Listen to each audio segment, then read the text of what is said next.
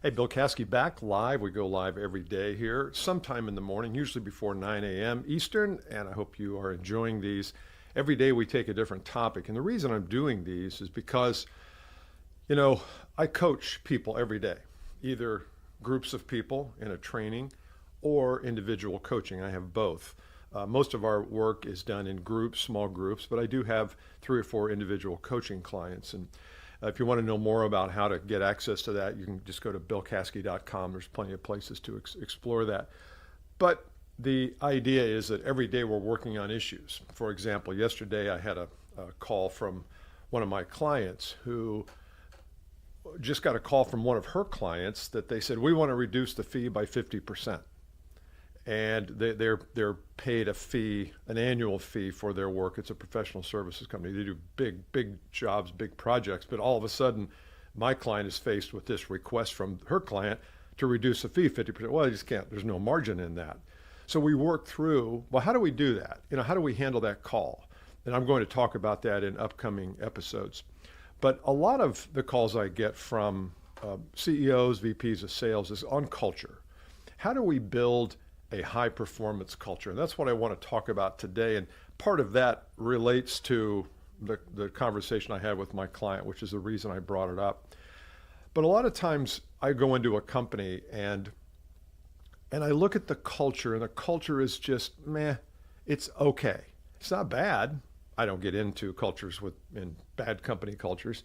They don't ask me in because their culture is not akin to investing in their people. So I never get there. But sometimes I'll go into a culture and it's just okay. It's not bad. Other times I go into a culture and I'm like, whoa, this is really good. And you know what? The companies that have the best cultures are my best clients because they are willing to take the information and go do something with it.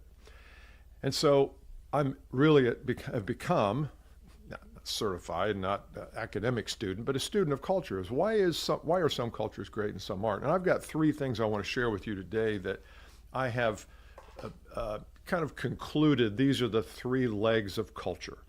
I always talk about a 4-legged stool. Well, this is a 3-legged stool, so you got to kind of balance on it. Step number 1 to creating a culture, and you as a CEO of VPS sales have to ask yourself this question and be rigorously honest with the answer. Do I have this in my team?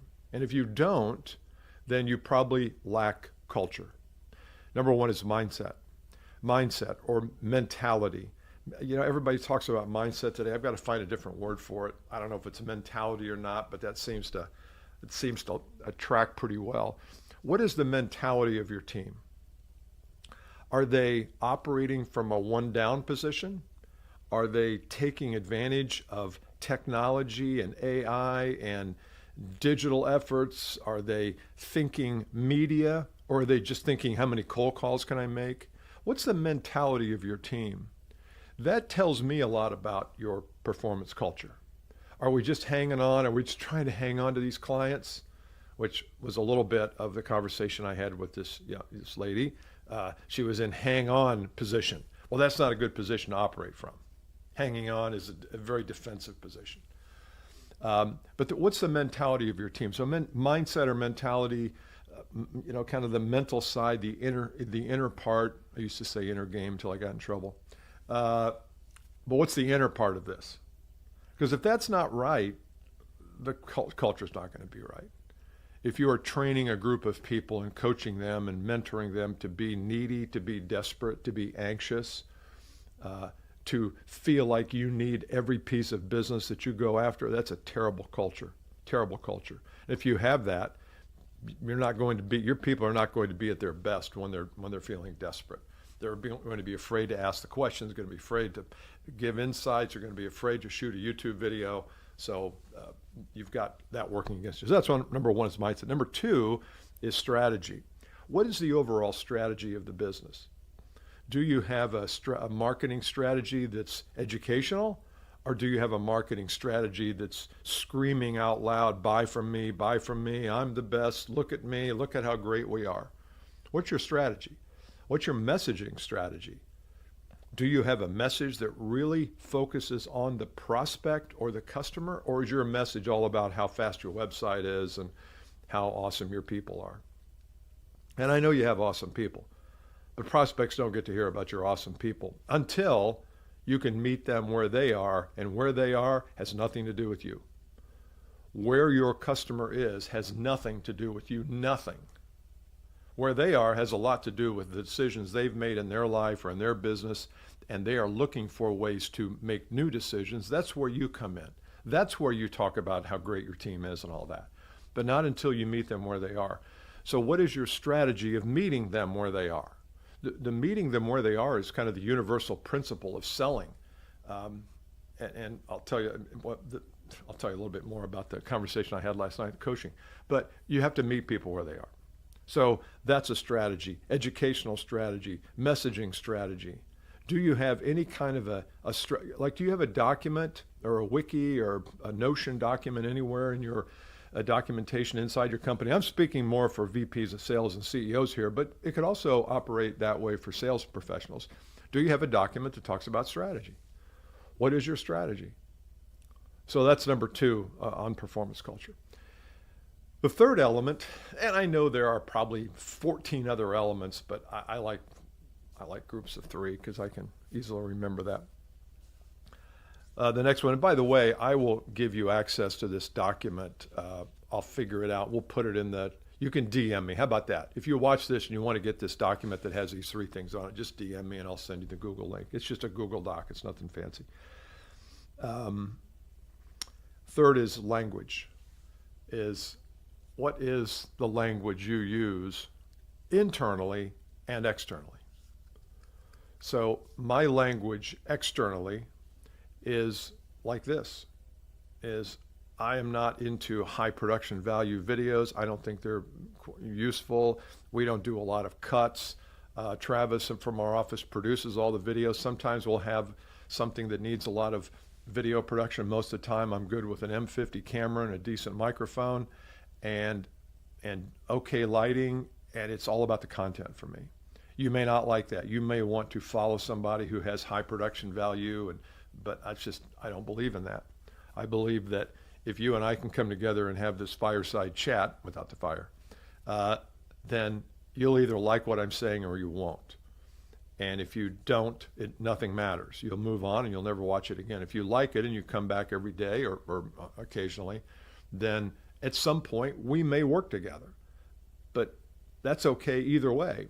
But I know that if I can't be myself and I can't offer the language that I offer, and you can tell the kind of language I speak of, and your language needs to be aligned with your mindset and your strategy. Here's an example. I gave this lady yesterday who was having this call with this person who wants this price reduction. I said, step 1 is you got to get the right mindset. You've got to mentally say, look, maybe it's good for them and for us if we abort this whole thing. And yes, they've been working with us for a long time, but maybe it's in everybody's best interest if we just stop the work, we'll gradually wind it down, and we'll go find another client. Now, she didn't want to hear that, but unless you have that mentality up front, then you're always going to sound desperate. So that was number 1. Number 2, or strategy, was really seek to understand what he was trying to accomplish. In this case, it was a he. What the buyer was trying to accomplish. Yeah, he proclaimed to the teams that he wants a price reduction, but what does that really mean? What does that really mean? We can cut the price and we can cut the services in half. Is that what you want? Is that going to make you more money? What's the value? What's the value of this service that we offer? And she struggled with that. And most people struggle with that, especially if you've been working with somebody for a long period of time. You forget about, why are they even doing this? They're doing this because they want to put $1 in and get $1.50 back, or $1 in and get $10 back. And the kind of work that my client does, she needs to be understanding, what is the economic value of what we do? If they're spending $1 million a year with us and they're getting back $300,000, that's not a very good deal for them. They shouldn't work with. And one thing that I said, part of your mentality is, look, I don't want to work with you. If we're not delivering enormous value, enormous economic value, I don't want you as a client. She has to learn how to say that. That's mentality. Strategy is meeting them where they are in this case. That's why I think this mindset, strategy, language can overlay almost everything you do. And then the language that she used was, let's talk today. I know that the request has come in for a reduction in fee. I want to talk about that. I've got some options here, but before I deliver the options, I want to understand better the relationship that you have with us, the economic value you think you're getting. You know, there's probably some reasons you want to cut costs. Maybe it has something to do with us. Maybe it doesn't. Maybe you don't think you're getting value. I want to explore all those options so that when I come back and make a recommendation, it's spot on. Because what she was going to do is go in with a recommendation right off the bat before she'd even really talk to him. She doesn't really even know this person, which it's not her fault. He came in, you know, kind of quickly, and all of a sudden he's making a request. So that's where she has to go. What's the mindset? What's the strategy? And what's the language? Once she has those three things, and once your people have those three things, your culture will start to improve. If you're only working on the language, and the language is only, hey, what do we need to do to get this business? What do I need to say to you, Mr. Prospect, to get you to buy today? If that's your language, that sucks. That's terrible. It's terrible language. It's all about you. You don't really care about the client's success. Oh, Bill, I really do. I want their success, but I really want the business. You know what? I would say you're still thinking wrong. All I'm interested in is client success, because I know if I'm focused and obsessed with that and the problems they have, the rest is going to take care of itself. That's a mentality, a strategy, and language all in one.